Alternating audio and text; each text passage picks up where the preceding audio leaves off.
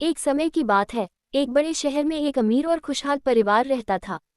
इस परिवार का हर सदस्य पैसे और संपत्ति के नशे में चूर था। उनके पास सब कुछ था, महल जैसा घर, महंगी गाड़ियां और वह हर सुख सुविधा जो एक इंसान सोच सकता है। लेकिन उनका दिल गरीबों के लिए पत्थर जैसा था। वे किसी जरूरतमंद को मदद करना तो दूर, उनकी बात तक नहीं सुनते थे। अपने धन और ऐश्वर्य के कारण वे गरीबों को छोटा और महत्वहीन समझते थे। परिवार का मुखिया श्रीमान विक्रम अपने व्यापार में सफलता की ऊंचाइयों पर था। उनके 3 बच्चे भी उन्हीं की तरह घमंडी थे और समझते थे कि संसार में केवल वही सबसे महत्वपूर्ण है। एक दिन विक्रम के छोटे बेटे रोहन ने सड़क के किनारे बैठे एक गरीब बच्चे को ठुकरा दिया, जो उससे एक टुकड़ा रोटी मांग रहा था।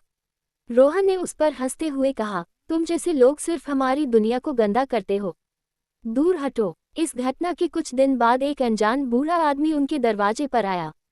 वह वृद्ध बहुत ही कमजोर और थका हुआ दिख रहा था। उसने थोड़ा पानी मांगा, पर परिवार ने उसे दुत्कार दिया और दरवाजे से भगा दिया।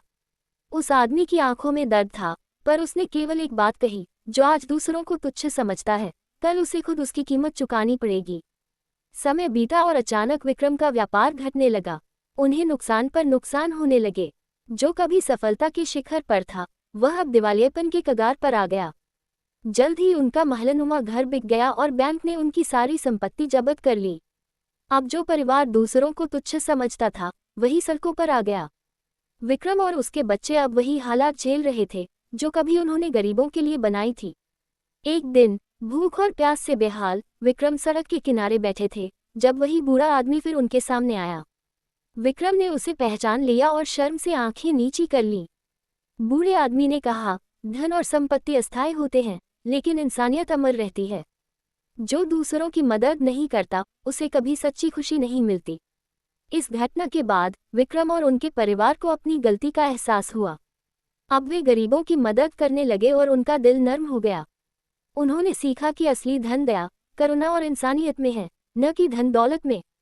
कहानी का अंत यह सिखाता है कि घमंड और अहंकार का अंजाम हमेशा बुरा होता है, और जो दूसरों की मदद नहीं करता, वह खुद भी कभी सच्ची खुशी नहीं पा सकता।